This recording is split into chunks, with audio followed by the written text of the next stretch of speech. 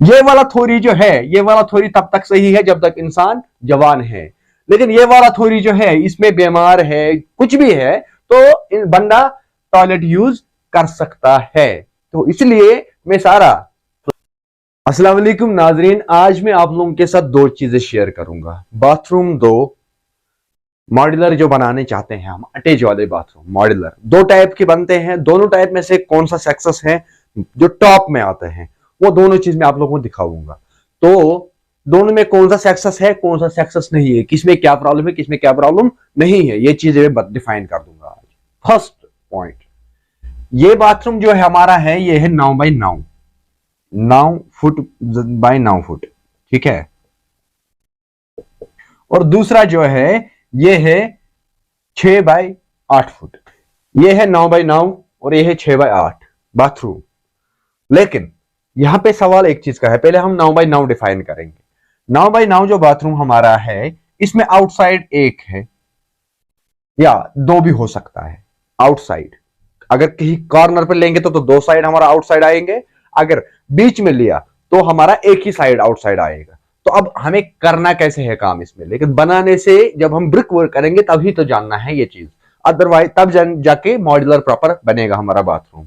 तो क्या होगा, इसमें 9 बाई 9 बनाए हमने बाथरूम, ब्रिक वर्क किया, लेकिन इसमें मिस्त्री को कहां पे डोर लगाना है, या तो इसको डोर देना है बीच में, डोर इनर डोर जो होगा, या तो इसको साइड में देना है। अगर ये साइड में देगा तो 3 बाई 3 इसका जगह खाएगा ही खाएगा, क्योंकि 3 फुट इस साइड से 3 फुट इस साइड, ये बात दरवाजा मुड़ेगा इस वाले दीवार पे, या इसमें बनाना है स्लाइड वाला।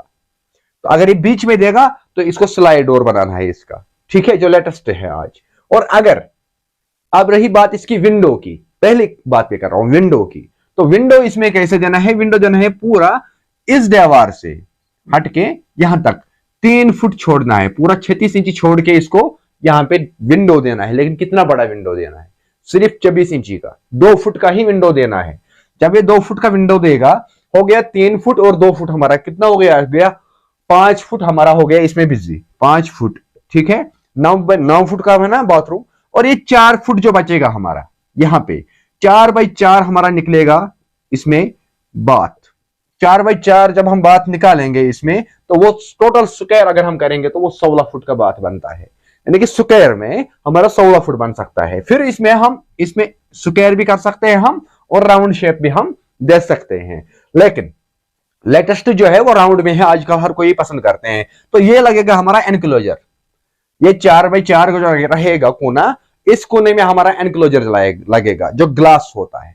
तो इसमें भी आपको पर्टिकुलर साइज नहीं है, 1 इंची कम होगा बड़ा होगा, जो भी जिस कंपनी का भी एनक्लोजर आप लोग लाओगे, वो कंपनी का मार्केट वाला आता है, वो खुद मेजरमेंट करता है, उस हिसाब से आपको ऑर्डर पे आता है, कोई एक्स्ट्रा चार्जेस नहीं लगता है उसमें।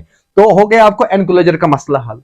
अब ये जो 3 फुट हमने छोड़ा कोने पे, तो इसमें हमने हमारा या इसमें इंडियन का मोड लग सकता है या इंग्लिश का मोड लग सकता है। तो 3 फुट इसमें कंफर्टेबल रहता है, ठीक ठाक दोनों साइड के लिए, स्क्वायर 3 फुट, तो इसमें कमोड लगेगा। तो ये जो एरिया है, ये 3.5 फुट बाई 6 फुट जो मैंने एरिया इधर रखा है, ये वाला एरिया, इसमें हमारा लगेगा बाथ टब। तो बाथ टब इसमें रहेगा।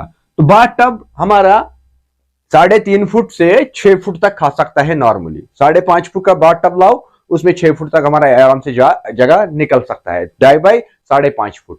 तो 2.5 बाई 5.5 फुट अगर मैंने दिया है, तो 3.5 फुट मैंने क्यों दिया है, इसको इस साइड से भी थोड़ा, दीवार के साइड से भी थोड़ा रेता भरने के लिए जगह होना चाहिए, और इस साइड से भी रेता भरने के लिए ब्रिक वर्क करना पड़ता है। तो 3.5 फुट कम से ज्यादा ये खाएगा, ज्यादा से ज्यादा 3.5 फुट, उससे ज्यादा नहीं जाएगा।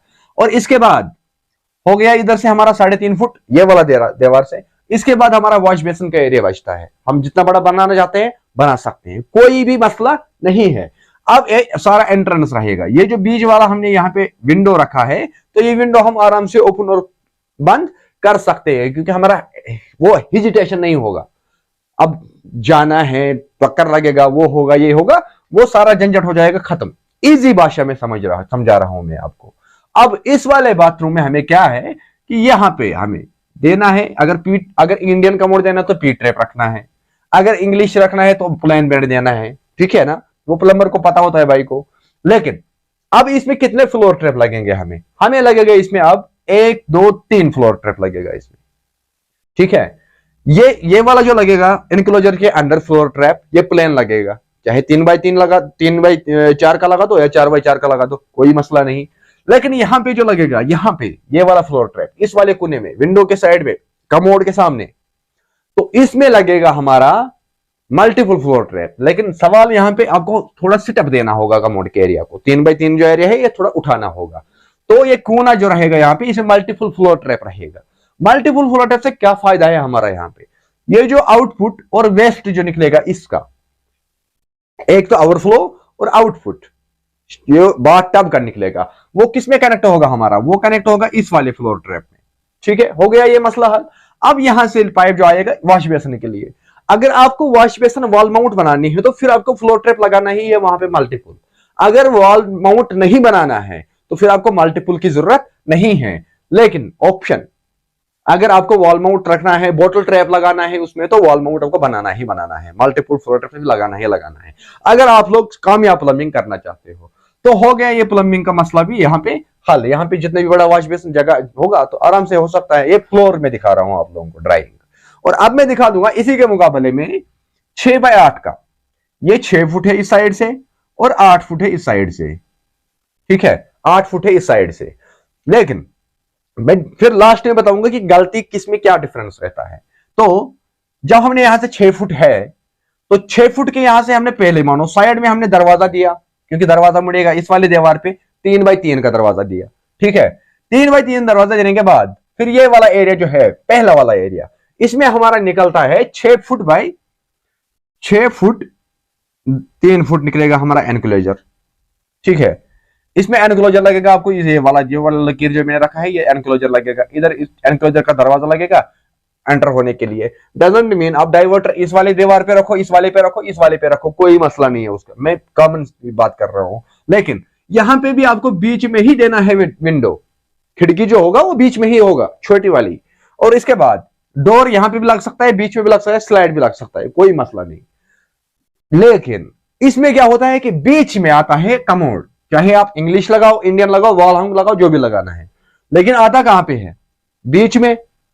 जब बीच में आया तो यहां पे कोने में आया वॉश बेसिन। तो इसमें आपको क्या करना है कि इसमें प्लेन फ्लोर ट्रैप देना है, और ये वाला एरिया जो है, ये वाला एरिया पूरा, इसमें अगर आप फ्लोर ट्रैप दोगे तो सही, नहीं भी दोगे, अगर आपको ये डाउन किया, आपने ये डाउन किया, तो शीशा जो एनक्लोजर जो लगेगा उसको अगर आप हल्का सा उठाओगे और ये सारा टैल का पानी कहां जाएगा? उस साइड जाएगा। तो हो गया आपको फ्लोर ट्रैप खत्म, टैल वाले के हाथ में गेम है। लेकिन यहां पे आपको फिर से वही बात, अगर आपको वॉल माउंट रखना है या बोतल ट्रैप लगाते हैं, आपको लगाना है मल्टीपल फ्लोर ट्रैप, अगर अदरवाइज प्लेन भी लगा सकते हो, कोई मामला नहीं।